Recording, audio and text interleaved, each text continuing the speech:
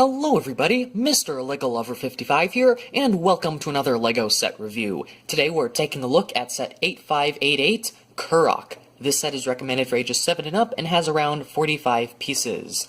So taking a look at the canister here, we've of course got the set info here down in the corner, and I've got Bionicle logo there at the top, got a picture of the actual set, and this version of the canister is the one that came with a CD-ROM and the Shadow Crota, but I don't have either of those. I just have the set and just a random Crota that goes with the white Roxy.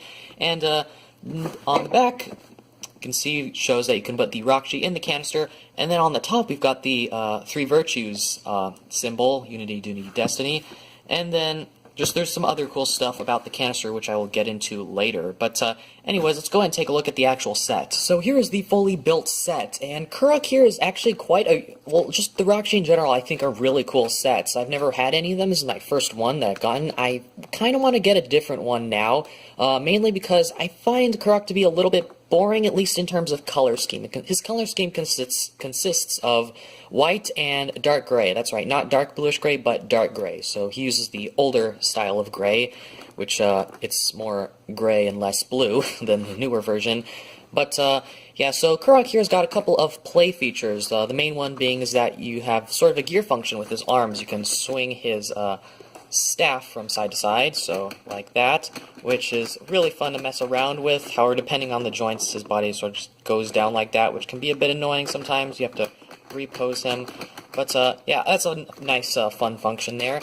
And then the second function is that you can sort of launch the Crota out of its head. So if we just get him on his knees here, sort of, and if we sort of aim, just like hit the Roxy in the head, aiming at the ball joint, then the whole, I guess, neck opens up, or shell, or what, back, or whatever, it opens up simply like that, and the Crota comes flying out like that. And this one, I don't know the different types of Crota, or like what they're even, like if they have specific names, but this one, it's white, it's got a little bit of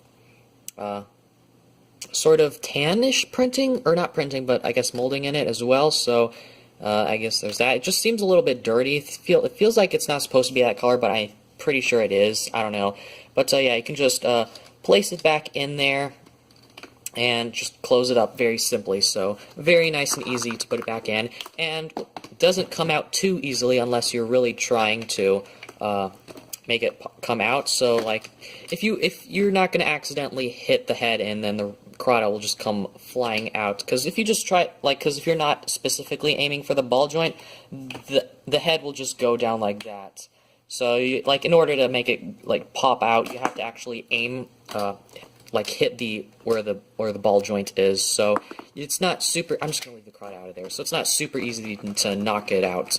But yeah, just one thing, that's pretty much it for play features, but one thing I just really like about the Roxy in general is just how posable they are. So I believe these were some of the first sets to ever, the Roxy were some of the first sets ever in Bionicle to introduce knee articulation. So they've got knee articulation there, and I don't know, just makes them seem really posable. I don't know why. They just can do all sorts of crazy poses, lots of dynamic ones, I feel like. Then a lot of, like, I don't know, the Roxy just are just they can pose very dynamically, which is something I really like about them. I don't know, just I feel like they're able to be posed a lot, I guess, more, I guess, dynamically than most Bionicle sets, which is kind of weird, because a lot of later Bionicle sets have more articulation than these guys, but I don't know. I don't know, they just seem a lot more articulated, even though they've only got knee articulation, but it's still really cool. But yeah, so I mean, there's not really a whole lot else to Kurahk here. I mean, he's got his staff pieces there, which are pretty neat. I'm not sure if they've come in any other set after Kurahk, but here's just some pretty neat ones, so yeah. But I guess, I mean, there's not really a whole lot else to talk about with this guy, with Kurahk here, so I think we'll go ahead and move on to the end of the video, I guess, to go over final thoughts and stuff, because I don't have the instructions or any of the other stuff included in this set.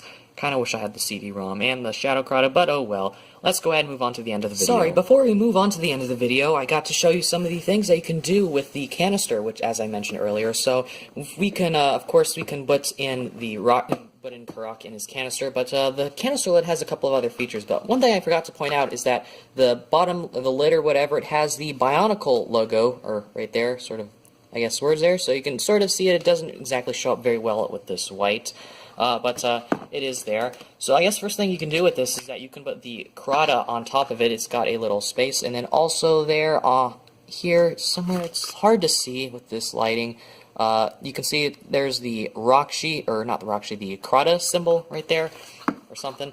Maybe the Rockshi symbol. And but anyways, you can place the Kurahk on here, and you can place up to 6 on these canister lids. So you can place 1. If you have 6 more, you can put them on here. But yeah, now as for putting Kurahk in his canister, I honestly have no idea. Every time I try to do it, it just gets, I don't know, they don't exactly specify how to do it. I don't know. So I'm gonna, I don't know. It's just, I don't know. For some reason, it's really difficult. So I'm gonna try to do it. I think maybe you do that. I don't know. Sometimes I end up having to like take apart the staff or whatever, and I don't. So that sort of sucks. But I don't know. I'm gonna try to do this.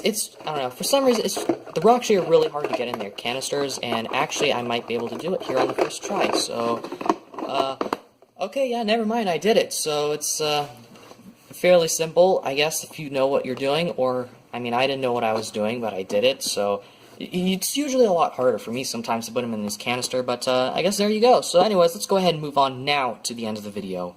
Okay, so now that we're at the end of the video, I can go over my final thoughts and everything. So I just want to point out, first of all, that I didn't get this set used or sealed or anything. I actually put them together via several Bricklink orders, including the canister. I got that off of Bricklink as well. So I pretty much built this guy just using Bricklink, so that is sort of gonna factor in a little bit. I don't know, we'll just wait and see. But for things I like about the set, so I really like how dynamic the Rockshi are, and Kurahk is definitely no exception here. He's just, I don't know, for some reason I feel he's just a lot more posable and dynamic in posing than just a lot more than a lot of the other Bionicle sets that I have. I'm not sure why. Maybe it's because of the arrangement of how the joints are, like the sockets going out for the legs, or I'm not exactly sure how to explain it, but I don't know, it just feels, he feels a lot more dynamic than most of my Bionicle figures that I own, but there's that.